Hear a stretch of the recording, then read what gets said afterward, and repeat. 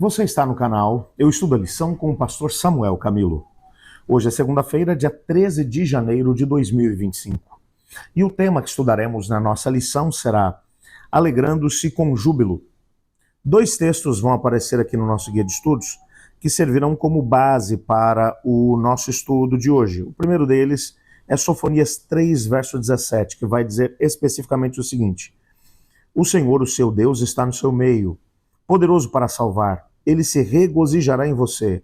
Com o seu amor a renovará. Ele se regozijará em você com um brado de alegria. O segundo texto é um texto do Salmo 149, verso 4, que vai dizer especificamente o seguinte: O Senhor agrada-se do seu povo, ele coroa de vitória os oprimidos. Dois textos que vão mencionar o fato do Senhor Deus se agradar do seu povo, se alegrar no seu povo. Nós já vimos na lição de ontem que o Senhor Deus ele trabalha numa perspectiva muito interessante. Ele trabalha com a ideia de que nós temos um valor incomensurável para Ele, até porque somos seus filhos. O que é que um pai estaria disposto a fazer pelos filhos? Eu já mencionei aqui no nosso estudo que nenhum de nós, em sã consciência, deixaria de suprir as necessidades dos filhos ou de apreciar alguma coisa que viesse dos filhos, mesmo que fosse alguma coisa muito simples e, na perspectiva humana, sem um valor intrínseco, mas porque vem do filho e por causa do amor que está envolvido em relação ao filho, tem um alto valor. Vimos na parábola do filho pródigo, bem como do filho mais velho, que esse pai ele tem dois filhos e os dois filhos tomam caminhos diferentes. São caminhos, ambos estão distantes do pai, ambos estão mais preocupados com o que eles podem tirar do pai do que com aquilo que eles podem usufruir junto com o pai, porque os recursos da família só são importantes se a família estiver unida usufruindo dos mesmos. O que é mais importante, o pai está preocupado com a mesa, enquanto os filhos estão preocupados com o que podem tirar do pai. Mas isso não muda o fato de que o pai ainda assim continua dando um valor tremendo para aquele que foi embora e gastou tudo absolutamente, e para aquele que ficou e ainda assim tem uma visão distorcida a respeito do pai. Ele busca alcançar os dois. Por quê? Porque os dois merecem? Não. O texto deixa claro que nenhum dos dois merece, mas o pai está tentando agregar os dois junto à mesa. Mas aqui, na lição de hoje, o texto está trabalhando a ideia de que o Senhor não quer apenas que nós nos alegremos nele. O texto está dizendo que o Senhor também se alegrará em nós.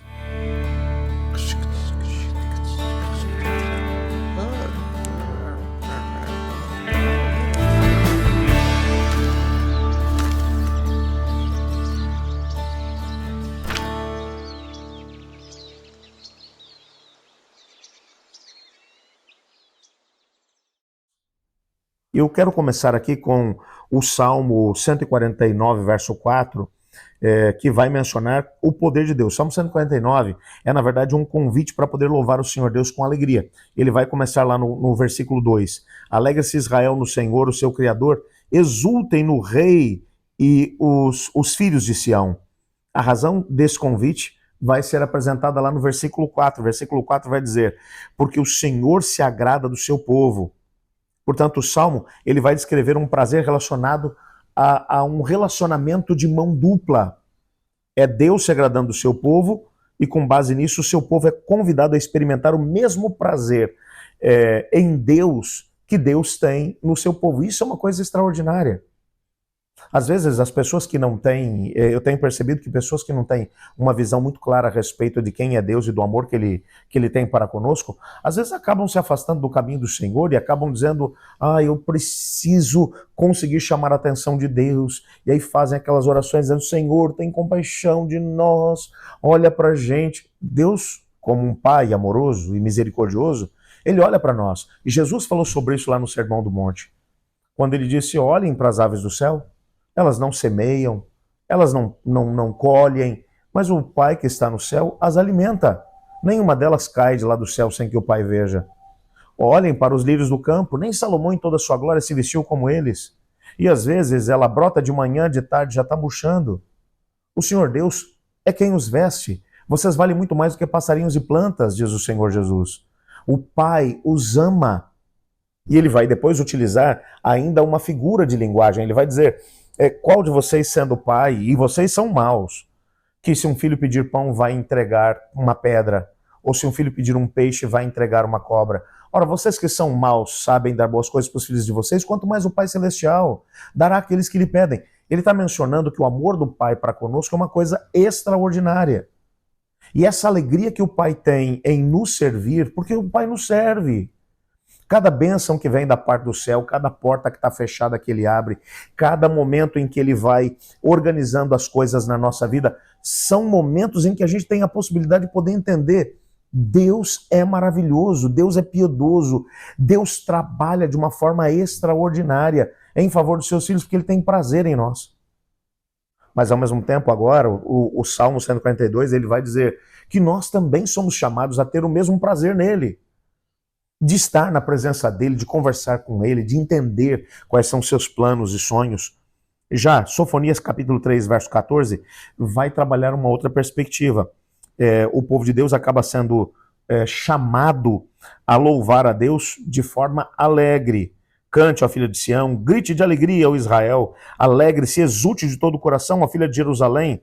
E essa mesma súplica, ou esse mesmo convite, essa exortação, ela acaba sendo seguida de uma ênfase muito grande no versículo 17, de que Deus é poderoso para poder salvar, de que ele está no meio do seu povo, de que ele deixou, inclusive, uma promessa maravilhosa, que está lá no versículo 14, ele se agradará de vocês com exultação e acalmará todos os seus medos com amor, ele se alegrará com vocês, com gritos de alegria.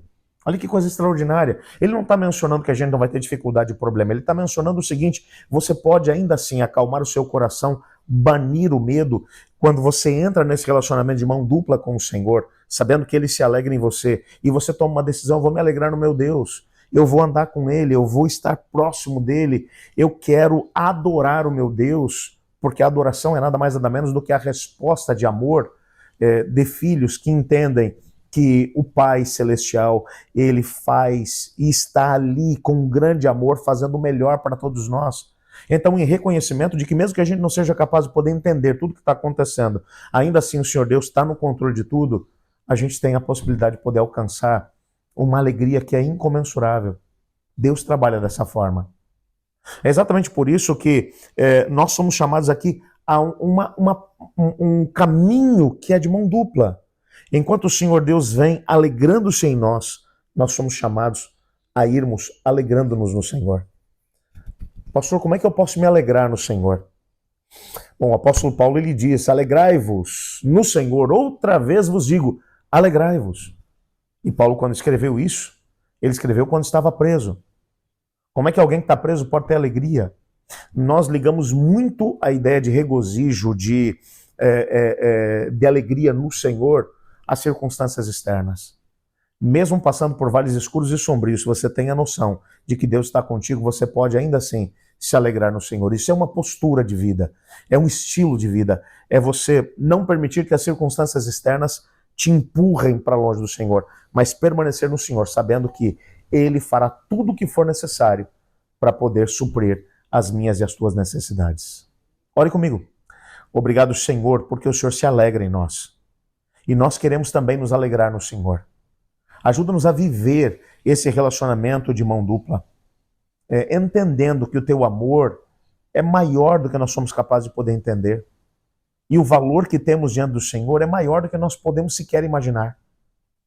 Eu fico pensando, Senhor, que o amor que eu tenho pelos meus 2 filhos é uma coisa extraordinária. E pensar que o Senhor me ama muito mais do que eu sou capaz de amar os meus filhos. Eu te agradeço por esse amor.